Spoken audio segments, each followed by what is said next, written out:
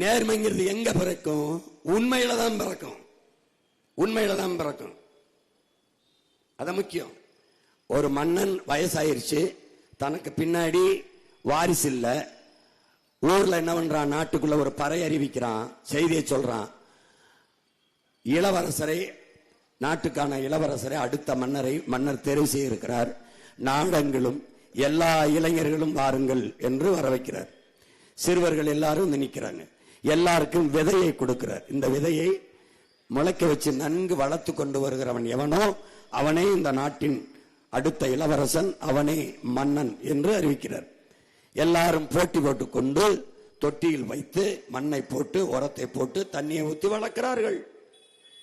ஒரு ஏழை தாயின் மகன், நம்மை போல ஒரு ஏழை தாயின் மகன், அவன் என்ன பண்றான்?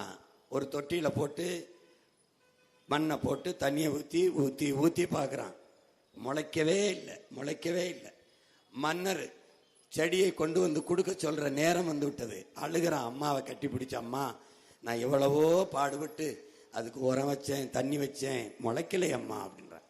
சரிப்பா, நீ அழாத, கொண்டு போய் மன்னர்கிட்ட காட்டி நான் எவ்வளவோ பாடுபட்டு வளர்த்து பார்த்தேன், முளைக்கவே இல்லை மன்னரேங்கிற சொல்லிட்டு வாப்பா, போய் உண்மையை சொல்லிட்டு வா போ அப்படின்னு அனுப்பி வைக்கிறான். ஆனால் அந்த நாட்டில் மன்னர் நிற்கிறார். அடுத்த இளவரசனை தேர்வு செய்ய நாடே ஆர்வமா இருக்கு. எல்லாரும் செடியை வளர்த்து வளர்த்து கொண்டு வந்திருக்கான். பெரிய பெரிய பெரிய பெரிய செடி. ஒரு செடி உயரமா இருக்கு, ஒரு செடி கொஞ்சம் உயரமா இருக்கு, ஒரு செடி ரொம்ப உயரமா இருக்கு. மக்கள் பேசிக்கிறாங்க, இவர் தான் இளவரசரா வருவாரு, இவர் செடி ரொம்ப உயரமா இருக்கு, இவர் செடி உயரமா இருக்குன்னு.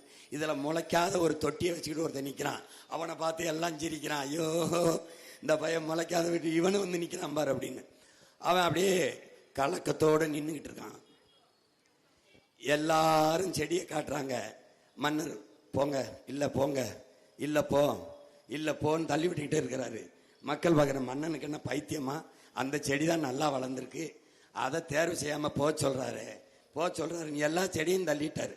கடைசியா வெறுஞ்சட்டியோட நிக்கிறான், முளைக்காத சட்டியோட, ஒரு ஏழை சிறுவன்.